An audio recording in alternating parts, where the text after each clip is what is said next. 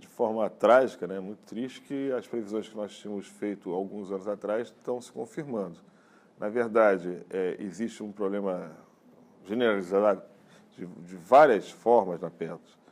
Esse problema se traduz nos problemas dos investimentos, nos problemas também de corrupção, que existe claramente, denunciado agora em relação à JBS, e também em relação ao cálculo passivo atuarial. É muito importante que as pessoas entendam que não é só um problema dos investimentos.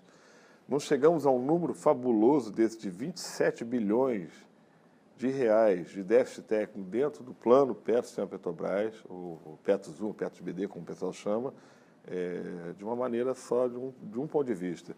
Tem várias questões que incidem, que a gente já falava isso. Não adianta chamar de rombo, rombo generaliza, isso que a gente falava. E o que são coisas concretas, são investimentos ruins, investimentos que não performaram, problemas morais e também a questão do passivo atuarial.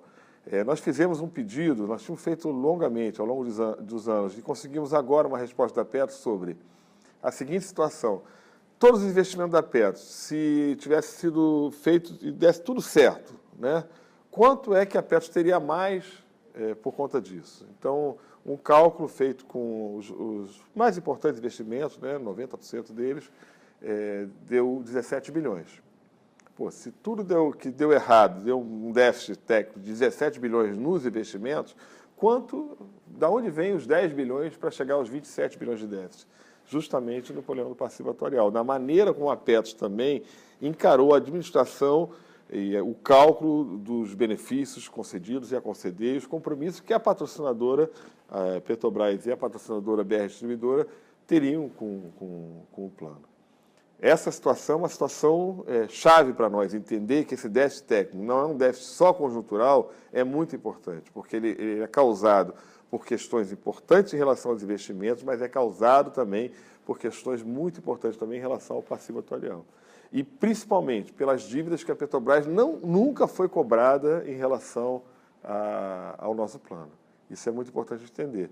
Chegamos a um número impagável, 27 bilhões. Eu não vou poder falar ainda muito, hoje é dia 18, né? E nós vamos ter ainda a reunião do Conselho, deve ser no dia 24 ou 25 de agosto, agora, semana que vem, na quinta-feira, acho que é dia 25, se eu não me engano.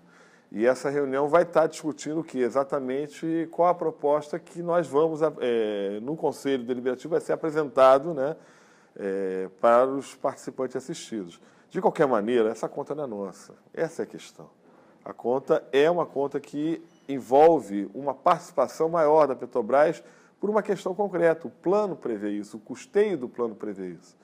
E para mudar isso, tem que mudar o regulamento do plano. Então, por hoje, o que está previsto no plano de custeio é que, se os benefícios dos trabalhadores se comportarem, tiverem um reajuste, né, que for superior àquilo e provocar aquilo esperado e provocar déficit, esse déficit, né, uma parte importante desses 27 bilhões, portanto, seriam de responsabilidade das patrocinadoras.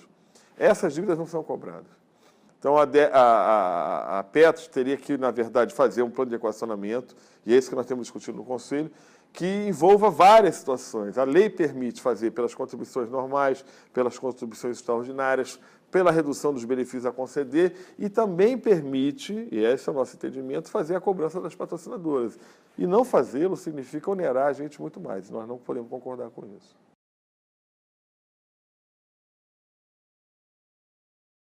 A posição original da Federação Única dos Petroleiros era exatamente, nós temos que pagar e pronto. Nós não concordamos com isso, nunca concordamos.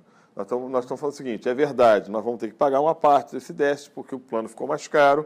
Agora, tem uma parte que não é devida por nós. Então, essa é a primeira coisa que é importante. Inclusive, a FUP está mudando em relação a isso e seguindo, do ponto de vista mais geral, as propostas que nós estamos apontando. Tem apontado no Conselho Deliberativo, nós temos que ver como é que vai ser o comportamento. Ontem mesmo eles estiveram lá, fizeram uma ocupação e tal. O coordenador da FUP falou isso. É importante entender, infelizmente, nos últimos 14 anos à frente da Petros, não foi uma gestão adequada dos nossos investimentos e nem do nosso passivo. E os diretores indicados pela patrocinadora, que eram ligados à Federação Única dos Petroleiros, não fizeram um bom trabalho à frente. no mínimo, para dizer o mínimo, entendeu? E, obviamente, que abriu uma insatisfação entre nós, que o pessoal vai, e essa insatisfação vai aumentar muito a partir do momento que o pessoal souber qual é a proposta que está sendo preparada para equacionamento. Eu tenho certeza que as pessoas não vão ficar tranquilas, não vão ficar quietinhas, não vão aceitar. E, por outro lado, também existe um problema de desmoralização.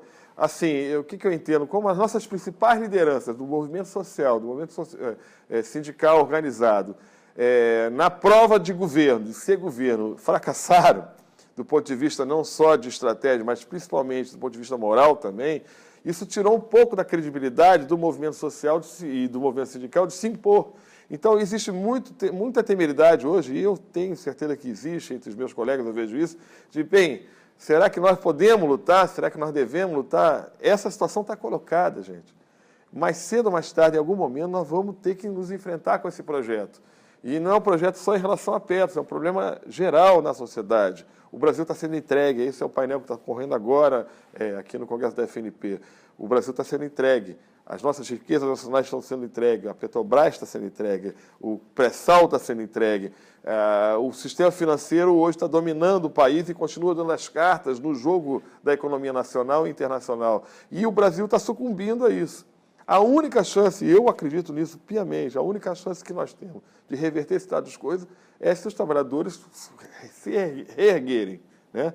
Retomarem essas lutas, essas mobilizações. Nós tivemos vários momentos, em março, agora no dia 28 de março, e posteriormente também no dia 30 de junho teve uma outra oportunidade, onde a gente percebeu que se houver um chamado, uma união, é possível construir uma alternativa de luta para a gente poder enfrentar esse projeto. Agora, é claro, né, as lideranças têm que estar à altura do desafio que está colocado, eu penso assim.